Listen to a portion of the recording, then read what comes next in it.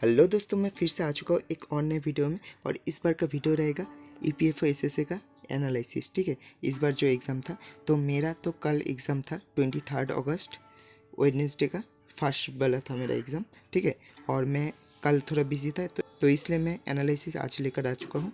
तो देखो, सबसे पहले इसका जो पैटर्न रहता है ईपीएफओ एसएसए का, वो बैंकिंग पैटर्न तो नहीं रहता। ठीक है, वो एकदम एसएससी लेवल का पैटर्न रहता है। तो सबसे पहले आया था मेरा रीजनिंग, जो टिपिकल एसएससी रीजनिंग होता है वैसा ही 30 क्वेश्चन आया था। इसमें कोई पजल नहीं था। ठीक है, तो नॉर्मल 30 क्वेश्चन आया था। हाँ, थोड़ा बहुत अटक गया था, 2-3 क्वेश्चन शायद, तो उसको मैं थोड़ा डाउट में टिक कर चुका हूँ। फिर उसके बाद आता है जनरल नॉलेज। इसमें तो करंट अफेयर्स के नाम पे सिर्फ 1 या 2 क्वेश्चन शायद आया था, और वो भी 2022 का था शायद।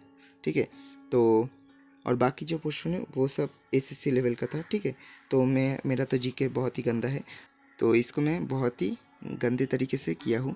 ठीक है, सबको टिक मार करके आ चुका हूँ जो जो मुझे सही लगा। ठीक है, मेरे को पता था इसमें मेरा कुछ नहीं हो सकता, तो इसमें मैं सबको टिक करके आ चुका था। तो फिर आता है क्वांट का सेक्शन। इसमें मॉडरेट लेवल का अरिथमेटिक था।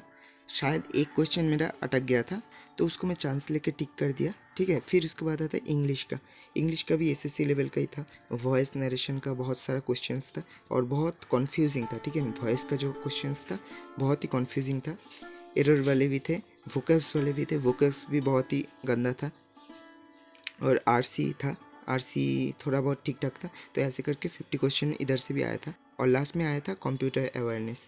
तो इसका 10 क्वेश्चन था, और वो भी 8 क्वेश्चन शायद स्टेटमेंट बेस्ड था। ठीक है, तो देखो, सबसे पहले टोटल 150 क्वेश्चन था, और जिसका मार्क्स था 600, 4 करके सबका मार्क्स था। ठीक है, तो रीजनिंग में तो मैं 30 क्वेश्चन ही अटेम्प्ट कर दिया था, तो इसमें शायद 2-3 गलत हो सकता है। ठीक है, और फिर उसके बाद आता है जनरल नॉलेज। इसमें मैं शायद 2-3-4 या 5 शायद ठीक कर चुका था, मेरे को थोड़ा सा पता था, और बाद बाकी जो था वो मैं टिक करके आ चुका हूँ।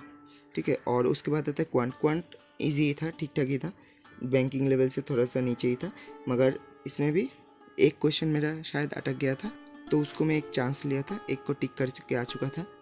और इंग्लिश में भी सेम ही, उतना कुछ बढ़िया नहीं था। वोकल्स में शायद 2 अटक गया था, तो मैं उसको भी टिक करके आ चुका हूँ। और कंप्यूटर अवेयरनेस का जो था, ये सब करने में मेरा था। तो देखो, मैं गलती कहाँ कर दिया था, इसमें मेरा 50 मिनट्स लग गया था। 2.5 घंटे था, तो मैं इसलिए धीरे धीरे कर रहा था, तो इसमें मेरा 50 मिनट्स लग गया था। और इसको 10 या 15 मिनट्स, और क्वांट में शायद 30 या 35 मिनट्स में सब हो चुका था। इंग्लिश में आकर मैं 50 या थोड़ा बहुत लेट कर चुका था। लेट करने का मतलब क्या है, पहले ही हो चुका था, मगर मैं फिर से देख रहा था कैसा कोई गलत तो नहीं होगा, इसलिए कि सिर्फ कंप्यूटर के लिए मैं 6 और 7 मिनट बचा था। ठीक है, तो मेरा पहले ही हो चुका था, फिर भी मैं कंप्यूटर को 6 या 7 मिनट दिया। वही मैं बहुत बड़ी गलती कर दिया था, क्योंकि ये सब स्टेटमेंट बेस्ड था। तो स्टेटमेंट बेस्ड तो थोड़ा बहुत टाइम लगता था, तो मेरे को शायद 10 या 15 मिनट देना चाहिए था। तो उसके वजह से मेरा 3-4 शायद गलत हो सकता है, और देखते हैं कितना होता। तो मैं तो सभी अटेम्प्ट कर दिया था, अब देखते हैं कितना एक्यूरेसी जाता है। तो मैं इसके बारे में बाद में बताऊँगा कैसा होगा। और एक बात, मेरा जो आरआरबीपीओ का कल रिजल्ट था उसको भी क्लियर हो चुका है। लास्ट टाइम मैं एमटीएस, सीजीएल और सीएचएसएल भी दिया था एसएससी का, तो एमटीएस में उतना कुछ खास नहीं गया, सीजीएल बहुत ही बढ़िया गया था, और सीएचएसएल का मीडियम लेवल का गया था। सीजीएल में मेरा 138 रॉ स्कोर था। ठीक है, वो सब मैं जनरल नॉलेज के बिना ही कर दिया था। तो रीजनिंग, क्वांट और इंग्लिश का जनरल नॉलेज मेरा पढ़ा नहीं था। तो सीएचएसएल का भी वैसे ही है, 138.5 आया था मेरा। अब देखते हैं कितना स्कोर जाता है, कट ऑफ जाता है। तो अभी के लिए चलो, मैं मिलता हूँ एक और नए वीडियो में, तब तक के लिए गुड बाय।